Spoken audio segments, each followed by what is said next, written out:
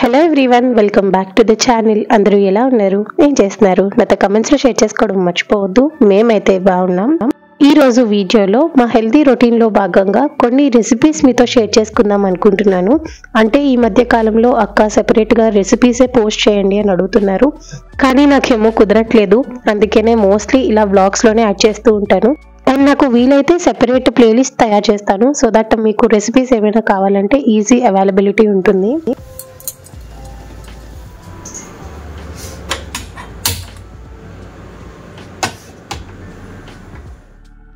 Last వీడియోలో రాగి malt prepare చేసుకుంటున్నామని చెప్పినప్పుడు ఒక పెద్ద ఆవిడ వీలైతే రాగి పౌడర్ ఇంట్లోనే చేసుకోమ్మా అని చెప్పారు. నాకు రాగి పౌడర్ ఎలా చేయాలో తెలియదండి. అండ్ రాగుల్ని క్లీన్ చేయడం చాలా కష్టము. ఇంతకు ముందు మా అమ్మ చేసినప్పుడు ఒకసారి చూశాను. అందుకనే ప్రస్తుతానికి స్టోర్ బార్డ్ది యూజ్ చేస్తున్నా. కానీ మీరు చెప్పింది కూడా మా మంచికే కదా. ఈసారి ఎప్పుడైనా అమ్మ వచ్చినప్పుడు చేయిస్తాను, సో దట్ నేను కూడా నేర్చుకున్నట్టు అవుతుంది, నాకు కూడా క్లీనింగ్ వస్తుంది. And here comes another edition to our diet, అదే జ్యూసెస్. చెప్పాలంటే నాకు ఏ ఫ్రూట్ ఆర్ వెజిటేబుల్ ఏదైనా సరే డైరెక్ట్ గా తినడమే ఇష్టము. ఇలా జ్యూస్ ఫామ్ లో తాగడం అంటే నాకు నచ్చదు. ఇప్పుడు డైరెక్ట్ గా ఫ్రూట్ ఆర్ వెజిటేబుల్ తింటే అందులో ఉన్న ఫైబర్ కంటెంట్ కూడా మనం కన్జ్యూమ్ చేస్తాము. కానీ ఇలా జ్యూస్ ఫార్మాట్ లో తీసుకున్నప్పుడు కూడా ఆ ఫైబర్ కంటెంట్ ఉండేలాగే చూసుకోవాలి. అంటే పల్ప్ ని ఎక్స్ట్రాక్ట్ చేయకూడదు అనమాట. డైరెక్ట్ గా అలా తీసుకోవడం వల్ల ఫైబర్ కంటెంట్ ఎక్కడికి పోదు, జ్యూస్ చేసుకొని తాగినా పర్వాలేదు. ఇంతకు ముందు వీడియోస్ లో నేను క్యారెట్ బీట్రూట్ షార్ట్స్ ప్రిపేర్ చేశాను కదా.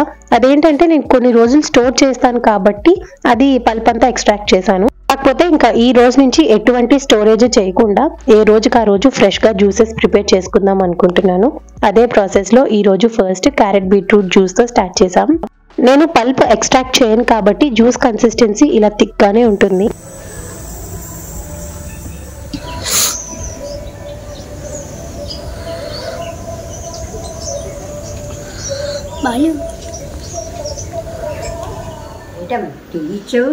జ్యూస్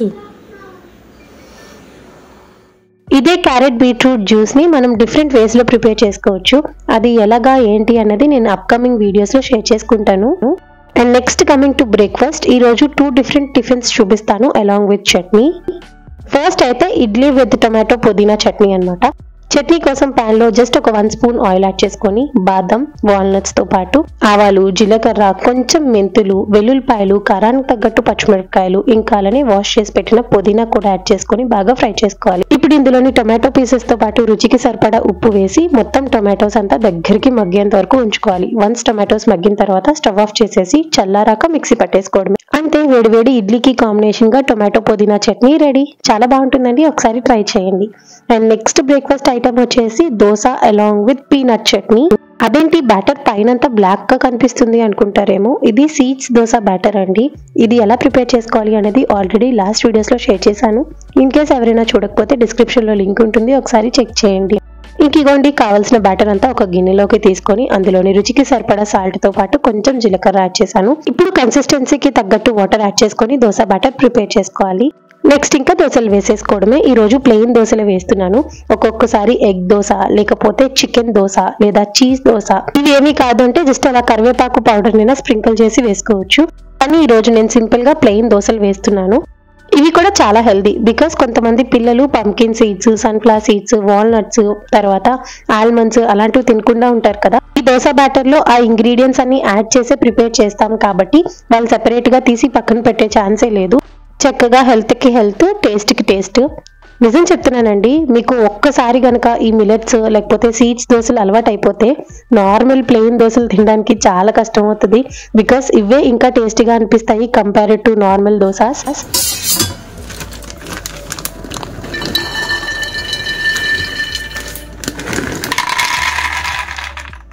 అండ్ మీకు వాయిస్ ఓవర్ లో ఏదైనా డిస్టర్బెన్స్ ఉంటే ప్లీజ్ ఇగ్నోర్ చేయండి, బికాజ్ ఇక్కడ మా ఇంటి దగ్గర క్రికెట్ టోర్నమెంట్ అవుతుంది అనమాట. చాలా హడావిడిగా ఉండింది. సరే, ఇక్కడైతే సింపుల్ గా పల్లీ చట్నీ నేను ఎలా ప్రిపేర్ చేస్తాను అనేది షేర్ చేస్తా. ఒక ప్యాన్ లో 1 కప్ వరకు పల్లీలు తీసుకున్నాను. ఇంకా అలానే 4 to 5 walnuts, 5 to 6 badams add చేశాను. ఇన్ కేస్ మీ పిల్లలు పిస్తా తినరు అనుకుంటే ఈ ప్లేస్ లో పిస్తాస్ కూడా యాడ్ చేసుకోవచ్చు. ఇంకా కావాలనుకుంటే పంకిన్ సీడ్స్, సన్ఫ్లవర్ సీడ్స్ కూడా యాడ్ చేసుకోవచ్చు. ఇక ఇక్కడ చూసినట్టయితే ఇందులోని కారానికి తగ్గట్టు పచ్చిమిరపకాయలు అండ్ 4 to 5 వెల్లుల్లిపాయలు యాడ్ చేశాను అనమాట. అన్ని బాగా ఫ్రై అయిన తర్వాత స్టవ్ ఆఫ్ చేసేసి పక్కన పెట్టేయండి. మిక్సీ పట్టే ముందు అందులోని రుచికి సరిపడా సాల్ట్, కొంచెం జీలకర్రతో పాటు కన్సిస్టెన్సీకి తగ్గట్టు వాటర్ యాడ్ చేసుకొని మిక్సీ పట్టేసుకోవడమే. అంతే, పీనట్ చట్నీ రెడీ. ఇంకోండి, నేను ప్రతిరోజు టిఫిన్ తో పాటు అంబలి కూడా సర్వ్ చేస్తున్నాను అనమాట. భుజబంగారానికి ఏంటంటే స్కూల్ కి రెడీ అవ్వక ముందే జ్యూస్ ఇచ్చేస్తాను. స్కూల్ కి రెడీ అయిన తర్వాత అప్పుడు టిఫిన్ పెడతాను. సో దట్ అట్లీస్ట్ ఒక 1 hour గ్యాప్ అయినా ఉంటుంది. టిఫిన్ కూడా పెట్టిందంతా తినాలి అన్న రూల్ ఏమీ లేదు. అంబలి కంపల్సరీ తాగమని చెప్తాను, కానీ టిఫిన్ విషయానికి వస్తే వాడికి ఎంత ఫుల్ అనిపిస్తుందో అంతవరకే తింటాడు. అండ్ వాళ్ళకి తెలియాలి, ఓకే ఇంతవరకు తింటే నా స్టమక్ ఫుల్ అవుతుంది, ఆ తర్వాత ఎక్సెస్ తినలేను అని. అండ్ మా ఇంట్లో ఫుడ్ చాలా వరకు వేస్ట్ అవ్వకుండానే చూసుకుంటాను. ఇంటి చుట్టూ జంతువులు ఎక్కువే కదా, కాకులు, పందులు, కుక్కలు, ఆవులు ఏవో ఒకటి తిరుగుతూనే ఉంటాయి కాబట్టి వాటికే పెట్టేస్తాము. సో చూసారు కదా, ఒక 2 టిఫిన్ రెసిపీస్. నెక్స్ట్ అయితే ఇప్పుడు స్నాక్స్ విషయానికి వస్తే, నేను స్నాక్స్ బాక్స్ లో చేగోడీలు, జంతికలు, డ్రై ఫ్రూట్ లడ్డు లాంటివి పెట్టడం ఎప్పుడో మానేశాను. ఈ మధ్య కాలంలో అయితే కంప్లీట్ గా ఫ్రూట్సే ప్యాక్ చేస్తున్నా. ఇలా పియర్స్ కానీ, apple, papaya, watermelon, muskmelon, లేదు అనుకుంటే గ్రేప్స్ కానివచ్చు, బనానా, ఇలా ఏదో ఒక ఫ్రూటే ప్యాక్ చేస్తున్నాను కానీ ఎటువంటి స్నాక్స్ ప్యాక్ చేయట్లేదు. ఇంక ఇప్పుడు సమ్మర్స్ లో వాటర్ మిలాన్, మస్క్ మిలాన్, సపోటా, పియర్స్ లాంటివి ఎక్కువ దొరుకుతాయి కాబట్టి సీజనల్ ఫ్రూట్స్ ఇవ్వడమే మంచిది. అఫ్ కోర్స్ మ్యాంగోస్ వచ్చిన తర్వాత మనం ఎంత వద్దన్నా వాళ్ళు మ్యాంగోస్ తింటారులేండి.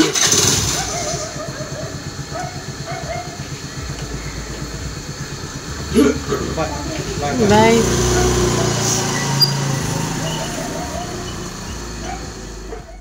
టిఫిన్, స్నాక్స్ వరకు చూసారు కదా. ఇప్పుడైతే లంచ్ రెసిపీస్ చూసేద్దాం. ఇక్కడ నేను ఫస్ట్ బెండకాయ ఫ్రై ప్రిపేర్ చేస్తున్నాను. ఫ్రెష్ గా తీసుకొచ్చిన బెండకాయల్ని వెంటనే ఫ్రై చేసుకుంటే టేస్ట్ బాగుంటుంది. ఫ్రై కోసం పాన్ లోని కొంచెం ఆయిల్ యాడ్ చేసుకొని ఆవాలు, జీలకర్ర, ఉల్లిపాయ ముక్కలు వేసి అవి కొంచెం ఫ్రై అయిన తర్వాత కరివేపాకు, రుచికి సరిపడా ఉప్పు, పసుపు వేసి ఫ్రై చేసుకోవాలి. ఇప్పుడు ఇందులోని కట్ చేసి పెట్టిన బెండకాయ ముక్కలు కూడా యాడ్ చేసుకొని అంతా కలిసేటట్టు మిక్స్ చేసి మూత పెట్టేయండి.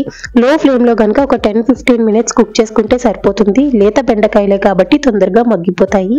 వన్స్ బెండకాయ ఇలా మగ్గిన తర్వాత అప్పుడు కారం యాడ్ చేసుకొని ఇంకొక 2-3 minutes కుక్ చేసుకుంటే సరిపోతుంది. అంతే, బెండకాయ ఫ్రై రెడీ. ఇక్కడైతే మా హస్బెండ్ కి రైస్ లో మిక్స్ చేసి ప్యాక్ చేసేసాను అనమాట లంచ్ బాక్స్ కి. అండ్ ఇప్పుడు బెండకాయ ఫ్రైకి కాంబినేషన్ గా పప్పు, పాలకూర ప్రిపేర్ చేస్తున్నాను. ఇలా పప్పుతో పాటు ఎటువంటి ఆకుకూర వేసి కుక్ చేసినా సరే అది పప్పుతో పాటు ఉడికించండి. పప్పు సెపరేట్ గా, ఆకుకూర సెపరేట్ గా ఉడికించి ఆ తర్వాత రెండింటిని కలిపి చేస్తే ఆకుకూరలో ఉన్న న్యూట్రిషనల్ వాల్యూస్ అన్ని పోతాయి, మీరు తిన్నా కూడా యూజ్ ఉండదు. నేనైతే సింపుల్ గా ఏ ఆకుకూర అయితే తీసుకుంటానో దాన్ని మంచిగా ఫ్రై చేసిన తర్వాత అందులోనే పప్పు వేసి కుక్కర్ పెట్టేస్తాను. పప్పు మెత్తగా ఉడికిన తర్వాత రుచికి సరిపడా ఉప్పు, కారంతో పాటు తాలింపు కూడా వేసేస్తాను. అంత సింపుల్ నేను చేసే ఆకుకూర పప్పు ఏదైనా సరే. ఇంక ఇది మా హస్బెండ్ లంచ్ బాక్స్. పెరుగన్నం, పాలకూర పప్పు, ఇంకా బెండకాయ కర్రీ.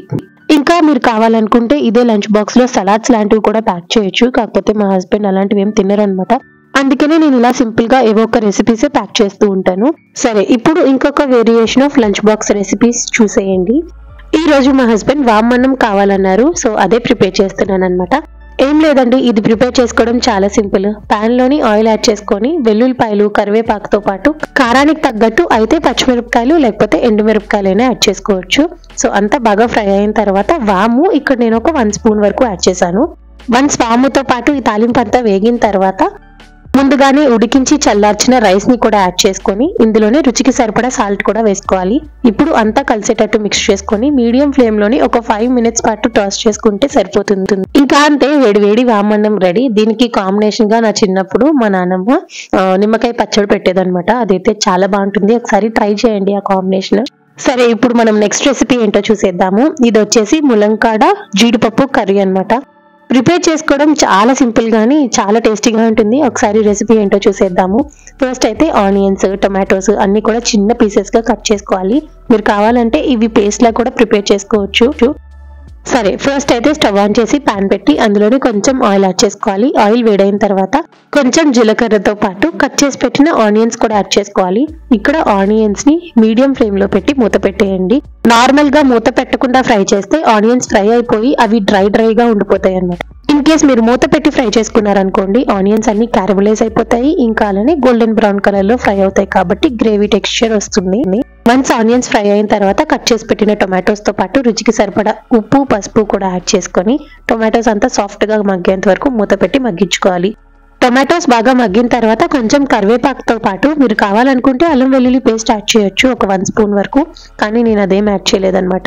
కరివేపాకు కూడా కొంచెం అలా ఫ్రై అయిన తర్వాత ఇప్పుడు ఇందులోని రుచికి సరిపడా ఉప్పు, కొంచెం పసుపు, కారం, ధనియా పౌడర్, జీరా పౌడర్ యాడ్ చేసుకొని అవన్నీ కలిసేటట్టు మిక్స్ చేసి మూత పెట్టేయండి.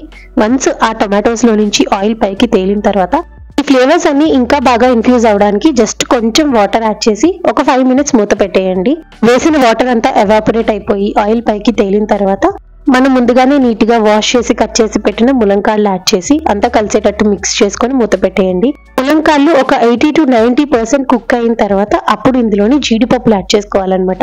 మీరు జీడిపప్పు కావాలంటే ముందుగా నానబెట్టచ్చు, కాకపోతే నేను అదేం చేయలేదు, డైరెక్ట్ గా జీడిపప్పులు యాడ్ చేసేసాను. ఇప్పుడు ఇదంతా కలిసేటట్టు మిక్స్ చేసుకొని రిమైనింగ్ ఒక 10% ములంకాళ్ళు ఉడకాలి కదా, అది కూడా లో ఫ్లేమ్ లో పెట్టి ఒక 5 to 10 మినిట్స్ పాటు కుక్ చేసుకుంటే సరిపోతుంది.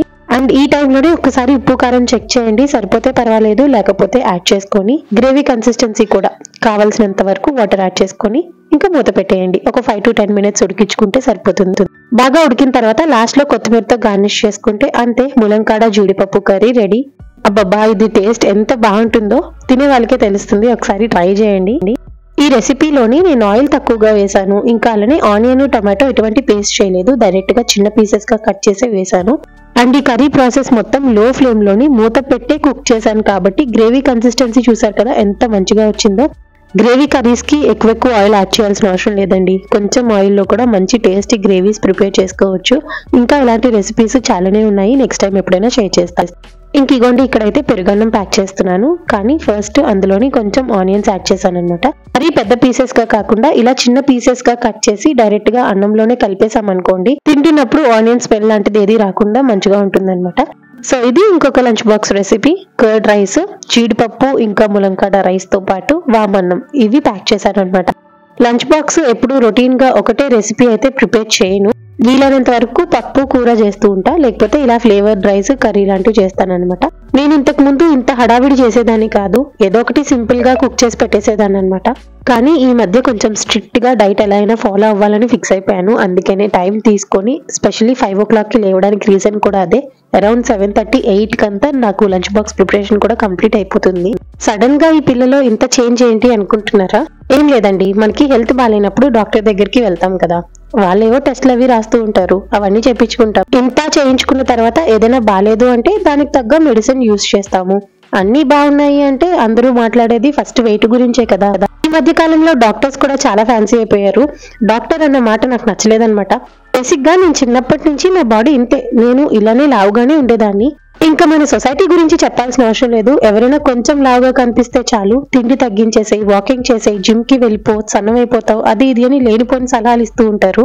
కానీ మనం ఏం ఫేస్ చేస్తున్నాం అన్నది ఎవరికీ తెలియదు. కానీ విచిత్రం ఏంటంటే ఇది ప్రాబ్లం అని చెప్పినా సరే వినే వాళ్ళు ఎవరు ఉండరు, చాలా బిజీగా ఉంటారు కదా, వాళ్ళు ఏంటంటే సజెషన్స్ ఇచ్చి వెళ్ళిపోయినంత వరకే. కాబట్టి నాకు చిన్నప్పటి నుంచి నువ్వు లావుగా ఉన్నావు, సన్నం అవ్వు, అది ఇది అని డైట్స్ చెప్పేవాళ్ళు, ఇదంతా సొసైటీ ఫేస్ చేయడం నాకు అలవాటే. కానీ పెళ్ళైన తర్వాత ఎవరు పెద్దగా వెయిట్ గురించి మాట్లాడలేదు, బికాస్ టచ్ వుడ్ నేను కొంచెం వెయిట్ లాస్ అయ్యాను. కాబట్టి ఎవరు నీ ముక్కు మీద మసుందని ఏం చెప్పలేదు అనమాట. కాకపోతే మన హాస్పిటల్కి వెళ్ళాను కదా, ఎటువంటి హెల్త్ ప్రాబ్లము లేదు, కనిపిస్తున్నదల్లా వెయిటే, కాబట్టి డాక్టర్ నచ్చినట్టు మాట్లాడేసింది. ఏదో నన్ను అండ్రాని మాటలు అనేసారు, లేకపోతే తిట్టుకోవడం మాటలు తిట్టేశారని నేను ఫీల్ అవ్వలేదు. ఇప్పుడు అలా మాట్లాడడానికి నేను ఎందుకు ఛాన్స్ ఇచ్చానా అని ఫీల్ అయ్యాను. అక్కడ డాక్టర్ అయినా సరే ఇంకెవరైనా సరే మనల్ని ఒకళ్ళు మాట అనే ఛాన్స్ ఎవరికి ఇవ్వకూడదు, కాబట్టి మనం ఫస్ట్ కరెక్ట్ గా ఉండాలి. కాబట్టి హెల్త్ అంతా బానే ఉంది, కొంచెం వెయిట్ లాస్ అయితే బాగుండు అని నాకు కూడా అనిపించింది. అందుకని చెప్పేసి ఒకరికి మాట అనే ఛాన్స్ ఇవ్వకూడదు, కాబట్టి I started taking diet into my control.